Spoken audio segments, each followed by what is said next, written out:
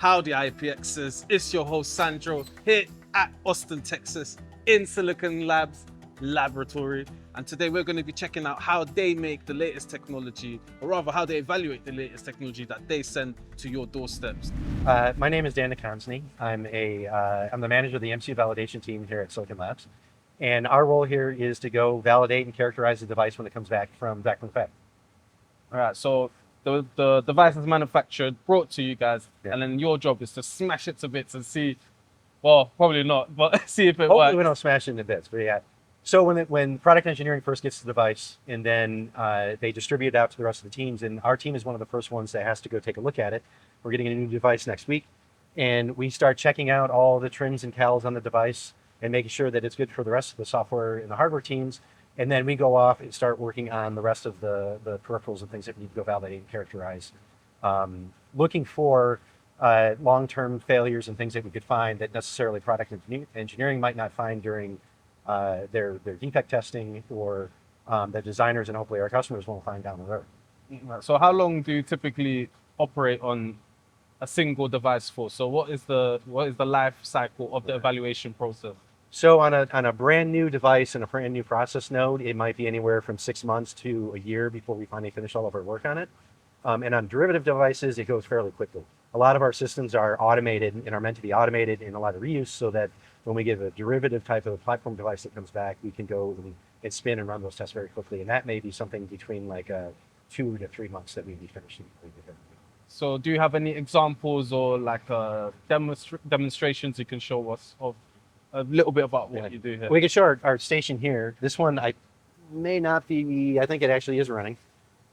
We can remote into these stations and run them remotely. But these are validation characterization stations. And it is a motherboard that we have set up here.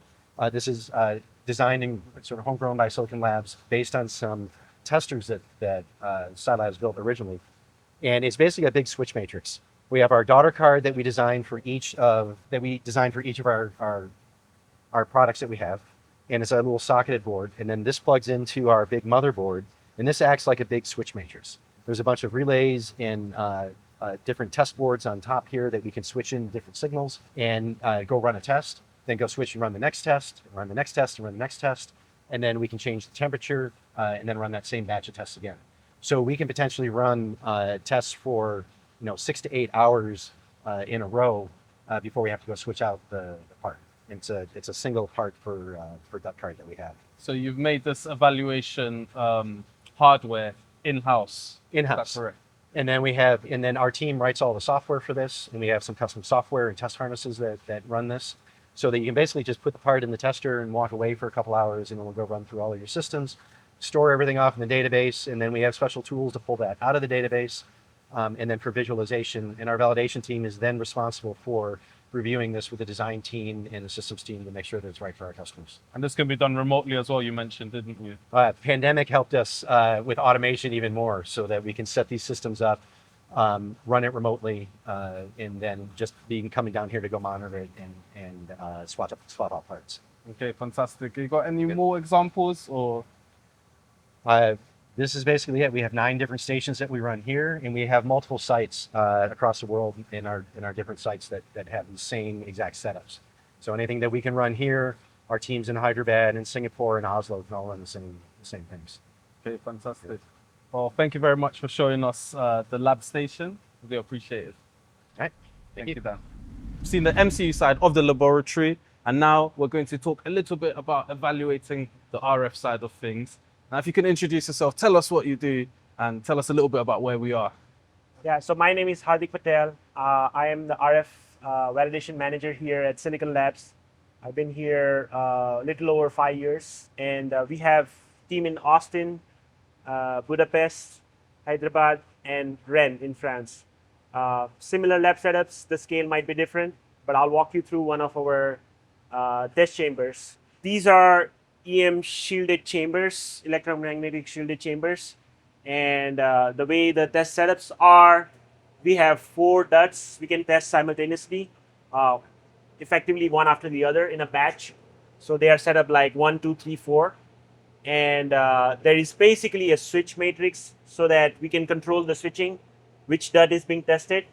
And this is an analyzer. This is a generator, and analyzer. So the reason that we have two generators, even though we have one receiver, is the first generator produces a signal that is desired or the signal of interest, and the second generator produces a signal that is undesired, because whenever you work with RF or wireless, you might have unintended signals, like in the cellular band or 2.4 gig, there is a lot of traffic. So we try to simulate the second undesired signal with the second generator. So this is essentially generating the noise on top of the Yes. the signal that you want, and then you Yes. analyze to see how that comes out at the end. Exactly. So signal of interest, sometimes you might have a undesired signal that is higher than your signal of interest. And our products are smart enough to decode that, okay, even though this signal is higher, strength, it's not my signal of interest. I'm going to decode the signal that is of my interest. So our products are smarter like that. And that analyzer is analyzing the output. When we are transmitting something, we can analyze how good the transmission is. Is it good enough for the weakest receiver on the other side? Are we giving a good quality signal out? So that's the general test setup. Yeah, like I said, it's 4 devices and a rack of analyzers and generators. So when you get the chip from the manufacturing side of things, the fabrication side of things, typically how long do you spend evaluating? We've talked about the MCU side of evaluation, but on the RF side, how long do you normally spend evaluating that? Yeah, so it goes in stages. The first stage is like bring up. I don't know if Dan mentioned some of the things, but yeah, basically it's bring up where cross-functionally design, validation, PT, product test comes together and makes the chip ready to test, right? So that's what bring up is. We enable people to test the chip. That usually lasts maybe 10 to 12 weeks, depending on the complexity of the chip, right? Some chips, maybe it's a derivative chip, it could be done in 6 to 8 weeks. On the higher side, it will be 10 to 12 weeks. And then once we finalize that and the software that goes to testing, we kick off a validation process that can go up to 6 months after bring up. So the test stations that are here on the floor, they primarily do transmit testing or TX testing. For transmit, you don't need to shield them because we have already cables that are going, but it's a similar setup. You have 4 DUTs and we transmit from each DUT one at a time and it analyzes the signal so we can batch them together. There are basically, it's like 7 setups like this doing the same transmit testing. The last station is a little bit different. Here's the station where we do emissions testing. So we have different regulatory bodies like FCC, ETSI. You might have seen on your devices, there is a notice, this device is FCC certified. So we pre-test all the possible interferences it could produce in the band of interest. And that's what this station does. And that's why the station is more complicated, because we have a lot of filters and switches to kind of mimic the condition that the test standard requires. So what do you mean by emissions that you don't want to interfere with? Are there certain frequencies that Yes. shouldn't be transmitted at all? Correct, by your correct. device? So if FCC says you are a 2.4 gigahertz transmitting device, you should not be corrupting your neighbors' channels, and you should have a certain magnitude and power in your channel, but you should not be leaking power into your neighbor's channel, so that multiple people can have the communication simultaneously by using different channels, right? So that's kind of the purpose of this test.